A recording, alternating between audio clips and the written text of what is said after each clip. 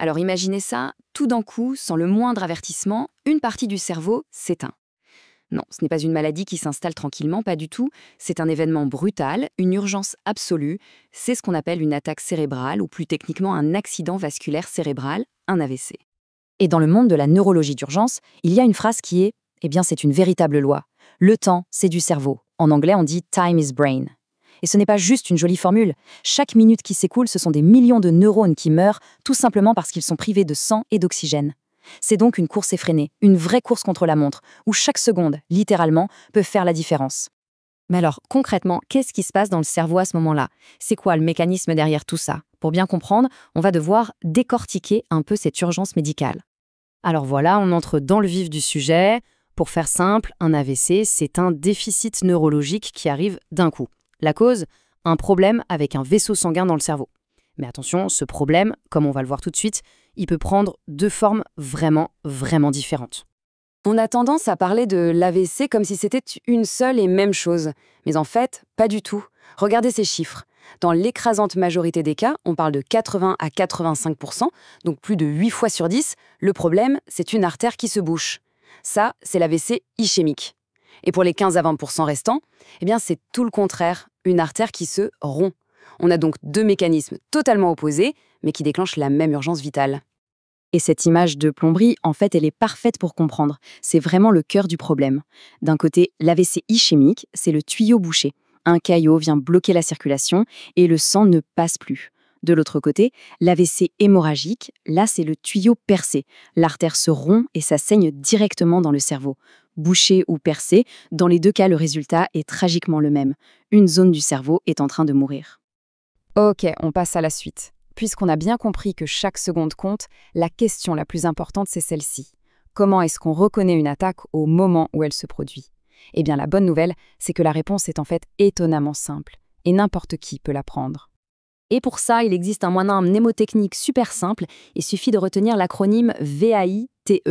Chaque lettre correspond à un test très rapide. V pour visage, on demande à la personne de sourire. Est-ce qu'un côté de la bouche tombe? I pour incapacité d'un bras, on demande de lever les deux bras. Est-ce que l'un des deux retombe? T pour trouble de la parole, on lui demande de répéter une phrase toute simple.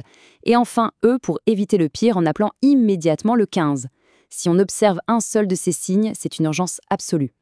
Bon, maintenant, imaginez la scène. La personne arrive aux urgences. Mais attention, la course contre la montre n'est pas finie, loin de là.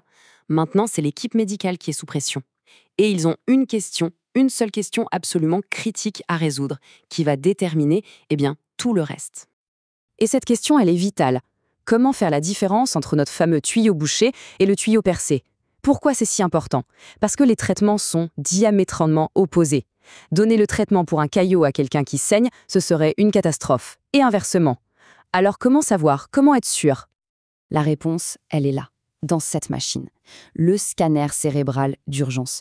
C'est vraiment le héros de l'histoire à ce stade. En quelques minutes à peine, il va donner la réponse et révéler la nature exacte de l'attaque. Et voilà ce que le scanner révèle. C'est fascinant, parce que c'est là que tout se joue.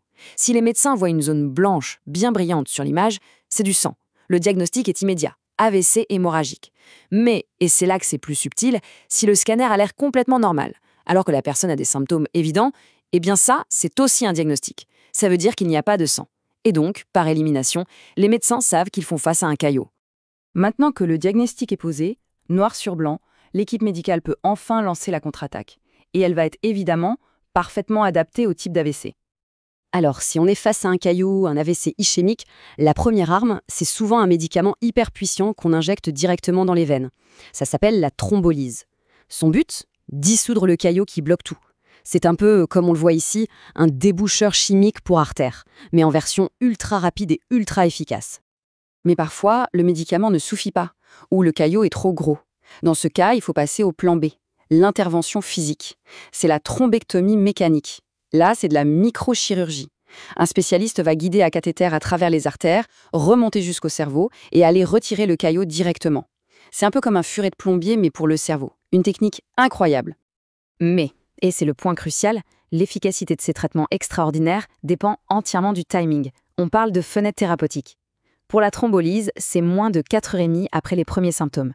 Pour la thrombectomie, on a un peu plus de temps, jusqu'à 6 heures, et même parfois jusqu'à 24 heures pour des cas bien précis.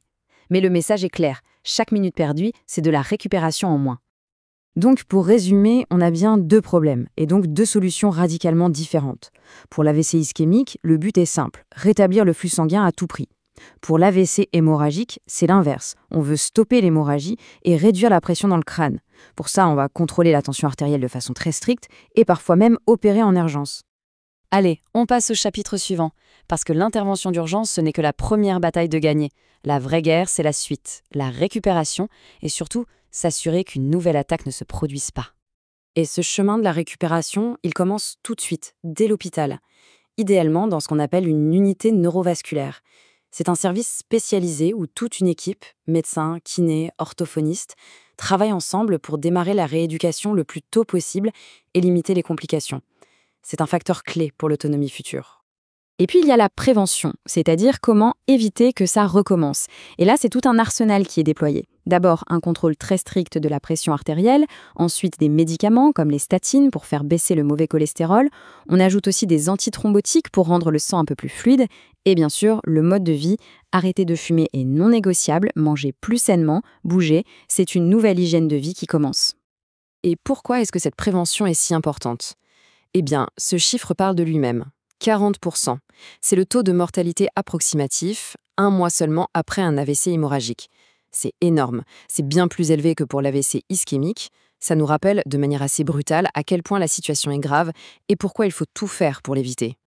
Finalement, on termine avec cette question. Savoir reconnaître les signes, c'est une chose. Mais est-on prêt à agir ? La connaissance des signes d'alerte et la rapidité de réaction, ce sont vraiment les armes les plus puissantes que l'on ait, et tout le monde peut les avoir. Être préparé, c'est peut-être, un jour, donner à un cerveau une chance de s'en sortir.